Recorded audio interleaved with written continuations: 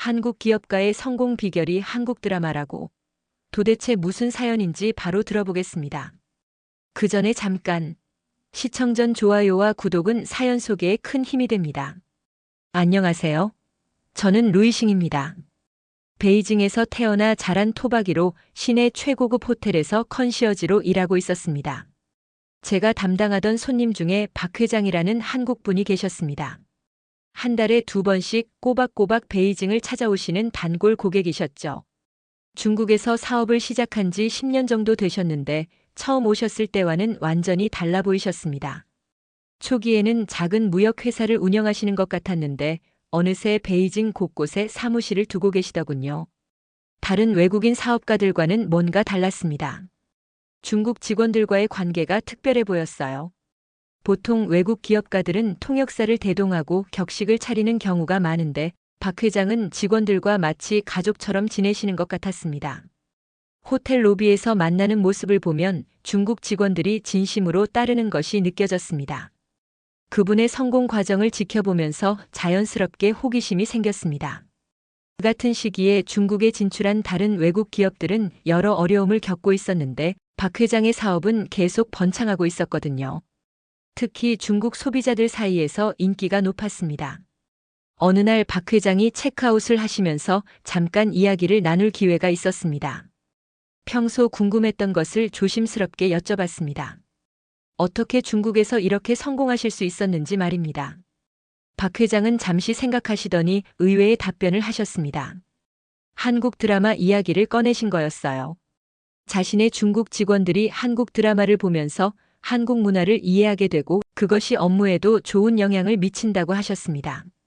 마치 한국 사람들이 중국 드라마를 보며 중국을 이해하는 것과 같은 원리라고 설명해 주셨죠. 처음에는 단순한 문화 교류 이야기인 줄 알았습니다. 하지만 박 회장의 표정이 묘하게 진지해 보였어요.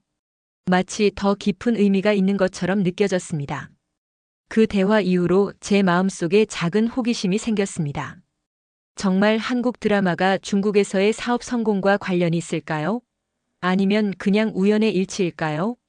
평소 한국에 대해 특별한 관심이 없었던 저였지만 그날 이후로 한국 관련 뉴스나 정보에 자연스럽게 눈이 가기 시작했습니다. 호텔에서 일하다 보니 다양한 한국 손님들을 만날 기회가 많았는데 그분들을 유심히 관찰하게 되었어요. 한국 손님들은 확실히 다른 외국인들과는 뭔가 달랐습니다. 중국 문화에 대한 이해도가 높았고 현지 직원들과의 소통도 자연스러웠어요. 특히 젊은 중국 직원들이 한국 손님들에게 보이는 반응이 흥미로웠습니다. 그런데 정작 저 자신은 한국 드라마를 한 번도 제대로 본 적이 없었습니다. 주변에서 한류 열풍이 불고 있다는 이야기는 들었지만 직접 경험해 본 적은 없었거든요.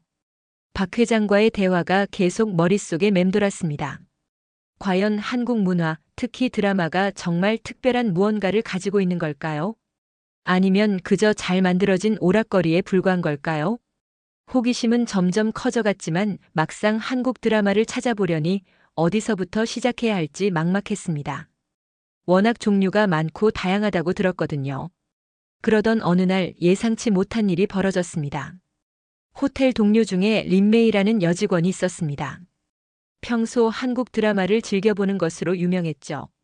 그녀가 어느 날 저에게 한국 드라마 하나를 추천해 주더군요.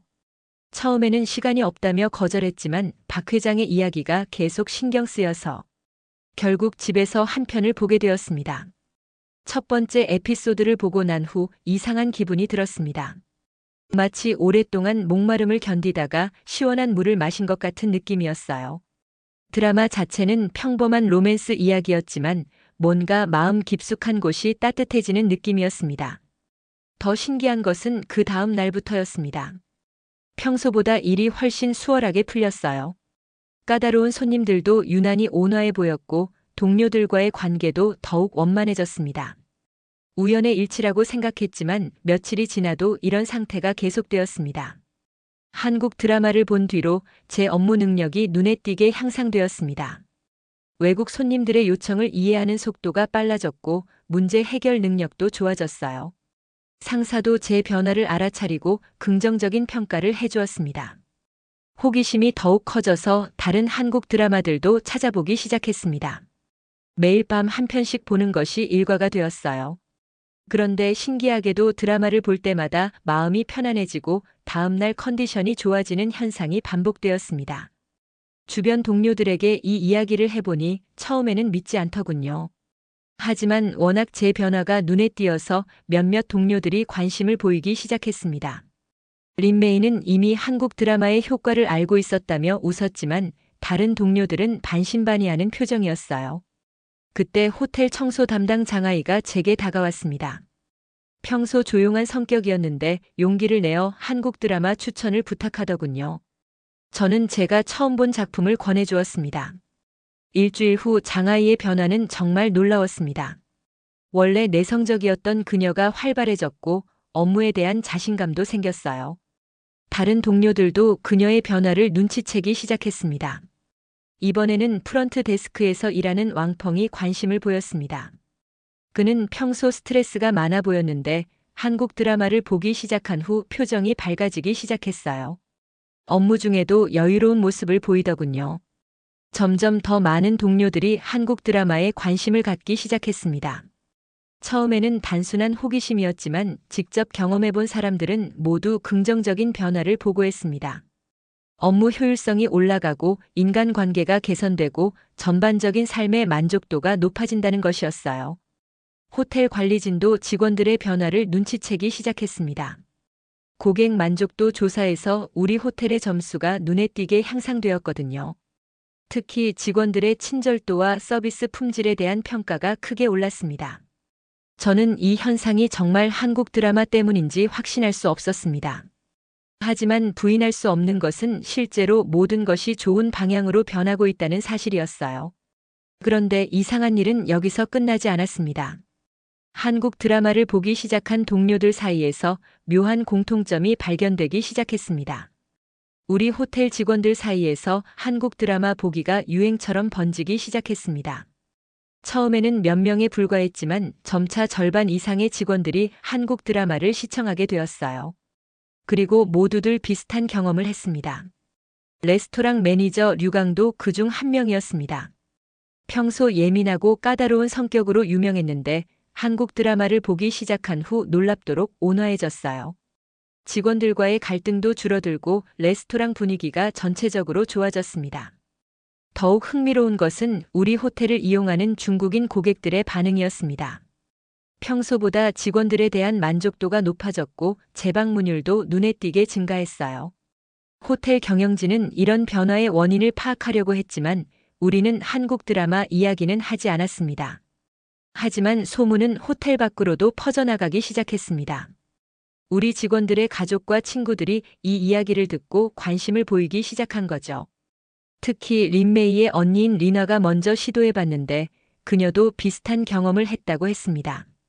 리나는 베이징의 한 대기업에서 마케팅 일을 하고 있었는데 한국 드라마를 보기 시작한 후 창의적인 아이디어가 더 많이 떠오른다고 했어요. 회사에서도 그녀의 기획력을 높이 평가하기 시작했다고 합니다. 이런 이야기들이 입소문을 타고 퍼져나가면서 베이징 시내 여러 직장에서 한국 드라마에 대한 관심이 높아지기 시작했습니다. 처음에는 젊은 여성들 사이에서 시작된 일이었지만 점차 남성들과 중년층에게도 번져나갔어요. 특히 흥미로운 것은 비즈니스 분야에서 일하는 사람들의 반응이었습니다. 한국 드라마를 보기 시작한 중국인 직장인들이 한국 기업과의 거래에서 더 좋은 성과를 낸다는 소문이 돌기 시작했거든요. 왕펑의 형인 왕용도 그런 사례 중 하나였습니다. 그는 수입업체에서 일하고 있었는데 한국 드라마를 보기 시작한 후 한국 업체들과의 협상이 훨씬 수월해졌다고 했어요. 마치 한국 사람들의 마음을 더 잘 이해하게 된 것 같다는 표현을 썼습니다. 이런 소문들이 베이징 상류층 사이에서도 화제가 되기 시작했습니다. 성공한 기업가들과 전문직 종사자들 사이에서 한국 문화에 대한 관심이 급격히 높아졌어요. 한국 레스토랑의 인기도 덩달아 올라갔습니다. 호텔 고객 중 한 명인 천 사장도 이런 변화를 체험한 사람이었습니다. 그는 건설업계의 유명한 사업가였는데 한국 드라마를 보기 시작한 후 한국 건설 기술에 대한 이해도가 높아졌다고 했어요. 실제로 한국 건설사와의 협력 프로젝트에서 좋은 결과를 얻었다고 합니다. 이런 사례들이 누적되면서 베이징 경제계에서는 한국 문화 이해가 비즈니스 성공의 새로운 요소로 인식되기 시작했습니다. 한국어 학원의 등록생도 급격히 늘어났고 한국 문화 관련 세미나도 인기를 끌었어요. 하지만 이 모든 변화의 중심에는 여전히 한국 드라마가 있었습니다. 사람들은 한국 드라마를 통해 한국 문화를 이해하고 그것이 실생활과 업무에 긍정적인 영향을 미친다고 믿기 시작했거든요. 저 역시 이런 현상을 지켜보면서 점점 더 확신하게 되었습니다. 이것은 단순한 우연이 아니라 뭔가 특별한 일이 벌어지고 있다는 것을 말이죠. 그런데 이때까지만 해도 우리는 앞으로 일어날 더 큰 변화를 예상하지 못했습니다. 한국 드라마 열풍이 베이징 전역으로 퍼져나간 지 몇 달이 지나면서 예상치 못한 현상이 나타나기 시작했습니다. 처음에는 모든 것이 긍정적이었지만 서서히 이상한 증상을 호소하는 사람들이 생겨나기 시작한 거였어요. 가장 먼저 이런 증상을 보인 것은 린메이였습니다. 평소 활발하고 밝은 성격이었던 그녀가 갑자기 우울해하기 시작했어요. 하지만 일반적인 우울감과는 달랐습니다. 그녀는 자신도 모르는 그리움 같은 감정에 사로잡혀 있었거든요. 린메이는 이런 감정을 설명하기 어려워했습니다. 마치 어린 시절 살던 고향을 그리워하는 것 같다고 했지만 그녀는 베이징에서 태어나 자란 토박이었어요. 그럼에도 불구하고 어딘가 멀리 있는 고향을 그리워하는 듯한 마음이 계속 들었다고 했습니다. 처음에는 린메이만의 특별한 경우라고 생각했습니다. 하지만 시간이 지나면서 비슷한 증상을 호소하는 사람들이 점점 늘어났어요. 왕펑도 장아이도 그리고 저 자신도 비슷한 감정을 경험하기 시작했습니다. 이상한 것은 이런 감정이 밤에 더 강해진다는 점이었습니다. 잠자리에 들면 자꾸만 한반도의 풍경이 꿈에 나타났어요. 한 번도 가본 적 없는 곳인데도 묘하게 익숙한 느낌이 드는 풍경들이었습니다. 꿈속에서는 항상 한국어로 된 자장가가 들렸습니다. 가사는 이해할 수 없었지만 그 멜로디는 왠지 모르게 마음을 편안하게 해주었어요. 마치 어릴 적 어머니가 불러주던 자장가 같은 느낌이었습니다. 낮에는 일상생활에 별다른 지장이 없었지만 이런 꿈들이 반복되면서 점점 혼란스러워졌습니다. 왜 한국과 관련된 꿈을 계속 꾸는 걸까요? 왜 한 번도 들어본 적 없는 한국 자장가가 이렇게 친숙하게 느껴지는 걸까요? 더욱 이상한 것은 이런 현상이 한국 드라마를 보기 시작한 사람들에게만 나타난다는 점이었습니다. 드라마를 보지 않은 사람들은 이런 경험을 전혀 하지 않았어요. 마치 한국 드라마가 우리 마음 깊숙한 곳에 잠들어 있던 무언가를 깨운 것 같았습니다. 호텔 동료들과 이 이야기를 나누면서 더 많은 공통점을 발견했습니다. 모두들 비슷한 꿈을 꾸고 있었고 같은 종류의 그리움을 느끼고 있었어요. 특히 한국의 산과 들 그리고 전통 가옥들이 꿈에 자주 등장했습니다. 류강은 이런 현상에 대해 나름의 해석을 내놓았습니다. 한국 드라마를 통해 한국 문화에 깊이 노출되면서 무의식 중에 한국에 대한 동경이 생긴 것이라고 생각한다는 거였어요. 하지만 그것만으로는 설명하기 어려운 부분들이 많았습니다. 왜 하필이면 모두들 비슷한 풍경의 꿈을 꾸는 걸까요? 왜 같은 자장가가 들리는 걸까요? 그리고 무엇보다 왜 이 모든 것이 이렇게 친숙하게 느껴지는 걸까요? 이런 의문들이 쌓여가면서 우리는 점점 더 혼란스러워졌습니다. 한국 드라마가 가져다준 긍정적인 변화는 여전했지만 동시에 설명할 수 없는 현상들도 계속 일어나고 있었거든요. 그러던 어느 날 이 모든 의문에 대한 실마리를 제공해 줄 만한 사람을 만나게 되었습니다. 호텔 근처에 한의원을 운영하는 장 선생이라는 분이 계셨습니다. 연세가 70을 넘으신 분으로 베이징에서 오랫동안 한의학을 가르치고 치료를 해오신 분이었어요. 평소 호텔을 자주 이용하시는 고객이셨는데 어느 날 저희들의 이상한 증상에 대해 들으시게 되었습니다. 장 선생은 저희 이야기를 듣고 나서 무릎을 치며 놀라워하셨습니다. 그리고는 뜻밖의 이야기를 해주셨어요. 이런 현상을 혈통의 기억이라고 부른다는 것이었습니다. 장 선생의 설명에 따르면 인간의 유전자 속에는 조상들의 기억이 잠들어 있다고 했습니다. 특히 강한 감정이나 인상적인 경험들은 DNA를 통해 후손들에게 전달될 수 있다는 거였어요. 평소에는 이런 기억들이 깊이 잠들어 있지만 특정한 자극을 받으면 깨어날 수 있다고 했습니다.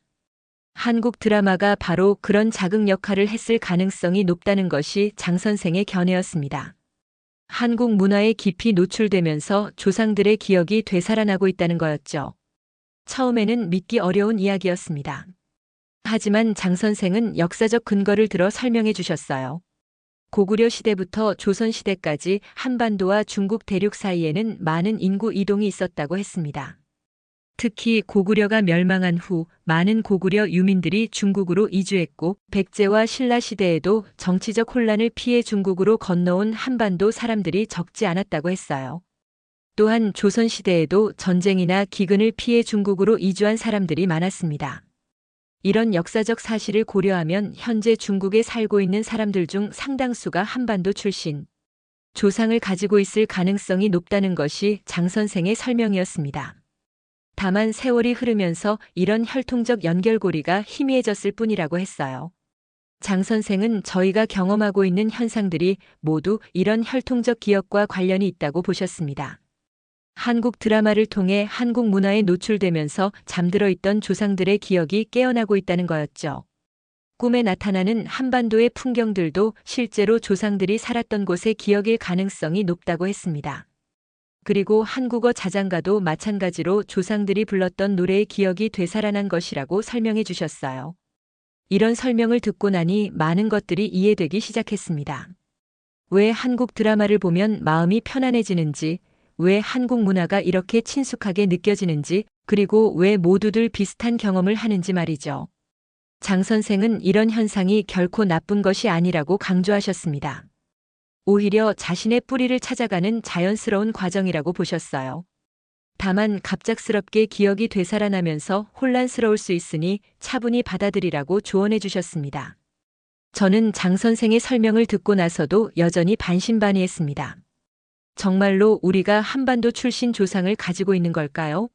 그리고 그것이 이런 신비한 현상의 원인일까요?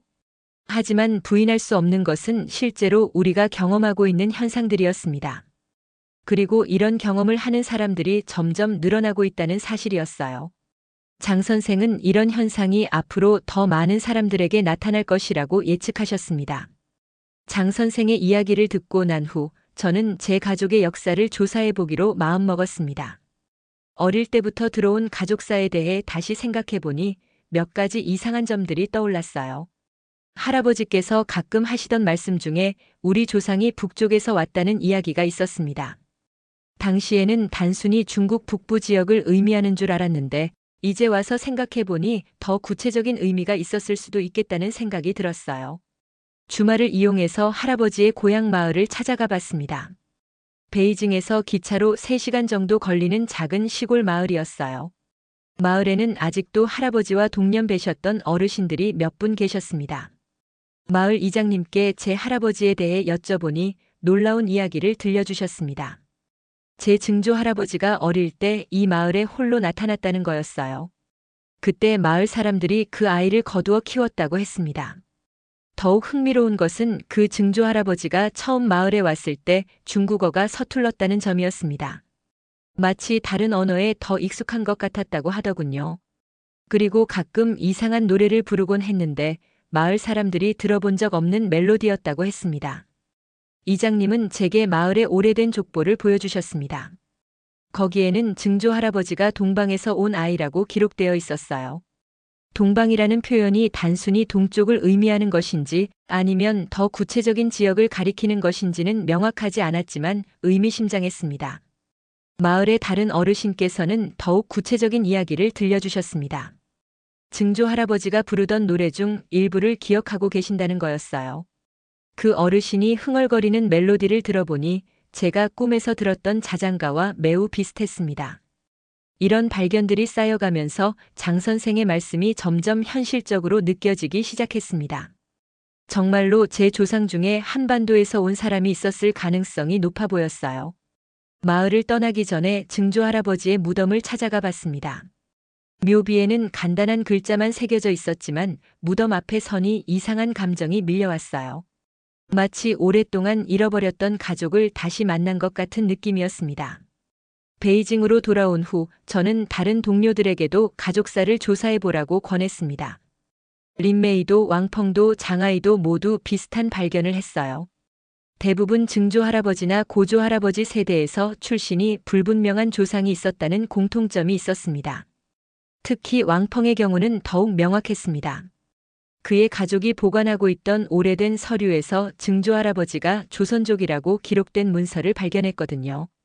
조선족이라는 표현이 현재와는 다른 의미로 사용되었을 수도 있지만 한반도와의 연결고리를 시사하는 중요한 단서였습니다. 이런 조사 결과들을 종합해보니 흥미로운 패턴이 나타났습니다. 한국 드라마를 보고 특별한 경험을 한 사람들. 대부분이 조선시대 후기나 일제강점기 시절에 중국으로 이주한 한반도 출신 조상을 가지고 있었던 것 같았어요. 역사적으로도 이런 이주는 충분히 가능한 일이었습니다. 조선 후기의 정치적 혼란, 일제강점기의 탄압, 그리고 한국 전쟁 등 여러 차례에 걸쳐 많은 한반도 사람들이 중국으로 이주했거든요. 장 선생을 다시 찾아가 이런 조사 결과를 말씀드리니 예상했던 대로라며 고개를 끄덕이셨습니다. 그리고는 더욱 놀라운 이야기를 해주셨어요. 이런 현상이 베이징뿐만 아니라 중국 다른 지역에서도 나타나고 있다는 것이었습니다. 특히 동북 삼성 지역에서는 이미 몇 년 전부터 비슷한 현상이 보고되고 있었다고 했어요. 한국 드라마를 보고 갑자기 한국어 학습 능력이 향상되거나 한국 문화에 대한 특별한 친밀감을 느끼는 사람들이 늘어나고 있다는 거였습니다. 장 선생은 이런 현상이 앞으로 중국 전역으로 확산될 것이라고 예측하셨습니다. 장 선생의 예측은 정확했습니다. 베이징에서 시작된 이 현상이 점차 중국 전역으로 퍼져나가기 시작했어요. 처음에는 입소문을 통해 천천히 확산되었지만 몇 달 후에는 중국 주요 도시들에서 비슷한 보고들이 쏟아져 나왔습니다. 상하이에서는 한 대기업의 직원들 사이에서 한국 드라마 시청 열풍이 불기 시작했습니다. 그들 중 상당수가 저희와 비슷한 경험을 했다고 했어요. 특히 한국 기업과의 비즈니스에서 눈에 띄는 성과를 거두는 사람들이 늘어났다고 합니다. 광저우에서는 더욱 체계적인 현상이 나타났습니다. 한 의과대학 교수가 이런 현상에 관심을 갖고 연구를 시작했거든요. 그 교수의 초기 연구 결과에 따르면 한국 드라마를 시청한 후 특별한 경험을 하는 사람들의 상당수가 실제로 한반도 계열 유전자를 가지고 있었다고 합니다. 이 소식이 알려지면서 중국 전역에서 유전자 검사에 대한 관심이 급격히 높아졌습니다. 많은 사람들이 자신의 조상이 한반도에서 왔는지 확인하고 싶어 했어요. 유전자 검사 기관들은 갑작스럽게 늘어난 수요를 감당하기 어려워할 정도였습니다. 베이징의 여러 유전자 검사 기관에서 나온 통계를 보면 생각보다 훨씬 많은 중국인들이 한반도 계열 DNA를 가지고 있었습니다. 어떤 기관의 발표에 따르면 베이징 시민의 약 15% 정도가 한반도 출신 조상을 가지고 있을 가능성이 높다고 했어요. 이런 결과가 알려지면서 사회적으로 큰 파장이 일었습니다. 처음에는 개인적인 호기심 차원이었던 것이 점차 사회 현상으로 발전하기 시작한 거죠. 한국어 학원들은 등록생이 폭증해서 대기자 명단을 만들어야 할 정도였습니다. 특히 한반도 계열 유전자를 가진 것으로 확인된 사람들의 한국어 학습 속도는 일반인보다 현저히 빨랐어요. 마치 잠들어 있던 언어 능력이 깨어나는 것 같았습니다. 한국 음식점들도 큰 호황을 누렸습니다. 한반도 혈통을 가진 사람들이 한국 음식을 먹으면 유난히 맛있다고 느끼는 경우가 많았거든요. 실제로 제가 처음 한국 음식을 먹어봤을 때도 묘하게 친숙한 맛이었습니다. 하지만 이런 현상이 확산되면서 예상치 못한 문제들도 생겨났습니다. 중국 정부는 이런 사회적 변화를 어떻게 받아들여야 할지 고민에 빠졌어요. 갑작스럽게 많은 국민들이 한국에 대한 특별한 친밀감을 느끼기 시작한 상황이었거든요. 한국 정부도 마찬가지로 당황스러워했습니다. 중국에서 한국에 대한 관심이 급격히 높아지는 것은 좋았지만 그 이유가 혈통적 연결 때문이라는 점에서 조심스러운 접근이 필요했어요. 양국의 학자들과 정치인들 사이에서는 이 현상을 어떻게 해석하고 대응해야 할지에 대한 다양한 의견들이 나왔습니다. 어떤 사람들은 이것을 역사적 사실의 자연스러운 발현으로 보았고, 다른 사람들은 정치적으로 민감한 문제가 될 수 있다고 우려했어요. 하지만 이런 우려와는 별개로 실제로 이 현상을 경험한 사람들 사이에서는 한국에 대한 관심과 애정이 계속 커져갔습니다. 한국 여행을 계획하는 중국인들이 급격히 늘어났고 한국 문화체험 프로그램들도 인기를 끌었어요.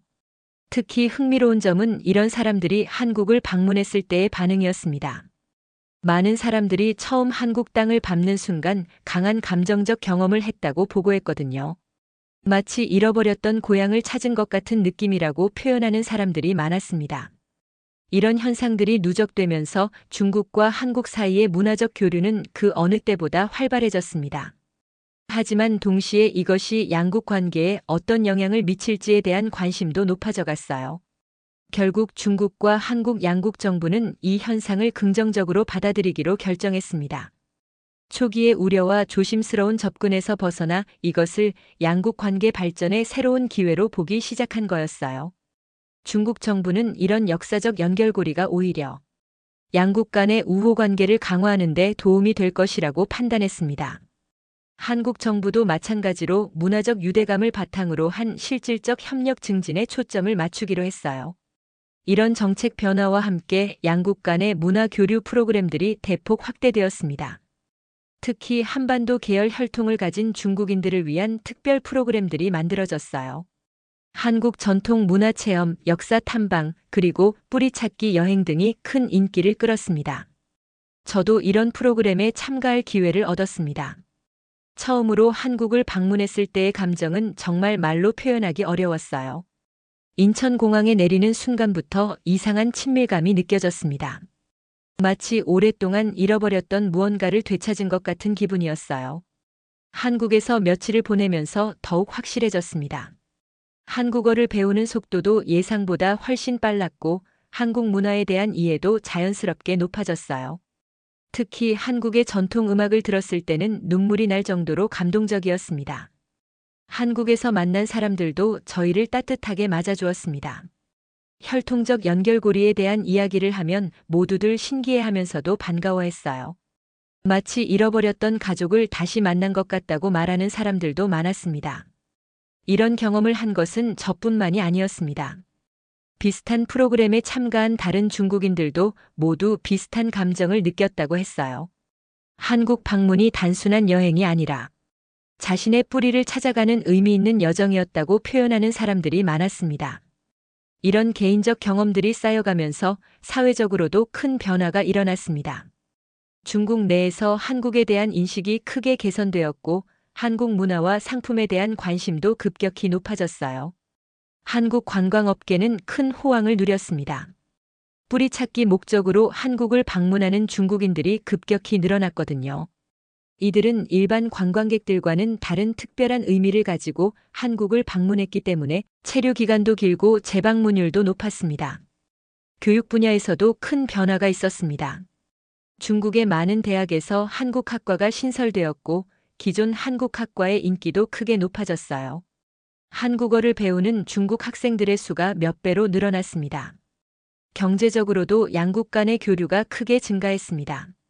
한국 기업들의 중국 진출이 더욱 활발해졌고 중국 기업들도 한국 시장에 대한 관심을 높였어요. 특히 문화상품과 관련된 분야에서는 괄목할 만한 성장을 보였습니다. 저는 이런 변화의 중심에서 새로운 길을 찾았습니다. 호텔에서의 경험과 한국에 대한 특별한 이해를 바탕으로 한중 문화교류 전문가로 일하게 되었어요. 비슷한 경험을 한 다른 사람들과 함께 한반도 뿌리찾기 단체도 만들었습니다. 이 단체를 통해 더 많은 사람들이 자신의 뿌리를 찾아갈 수 있도록 도움을 주고 있습니다. 가족사 조사 방법을 알려주고 한국 방문 프로그램을 기획하고 문화교류 활동을 주최하는 일들을 하고 있어요. 지금 되돌아보니 모든 것이 박 회장과의 우연한 대화에서 시작되었다는 것이 신기합니다. 단순한 호기심으로 시작된 일이 이렇게 큰 변화로 이어질 줄은 꿈에도 생각하지 못했거든요. 하지만 가장 중요한 깨달음은 혈통보다 더 강한 것이 바로 문화의 힘이라는 점이었습니다. 한국 드라마를 통해 시작된 문화적 경험이 많은 사람들의 마음을 움직였고 양국 간의 이해와 우정을 깊게 만들었어요. 지금도 매일 새로운 사람들이 이런 경험을 하고 있습니다. 그리고 그들 각자가 중국과 한국을 잇는 새로운 다리가 되어가고 있죠. 이런 개인적 경험들이 모여서 양국 간의 큰 변화를 만들어가고 있다는 것이 정말 의미 있다고 생각합니다. 오늘 사연은 여기까지입니다. 사연이 마음에 드셨다면 좋아요와 구독 부탁드립니다. 끝까지 시청해 주셔서 감사합니다.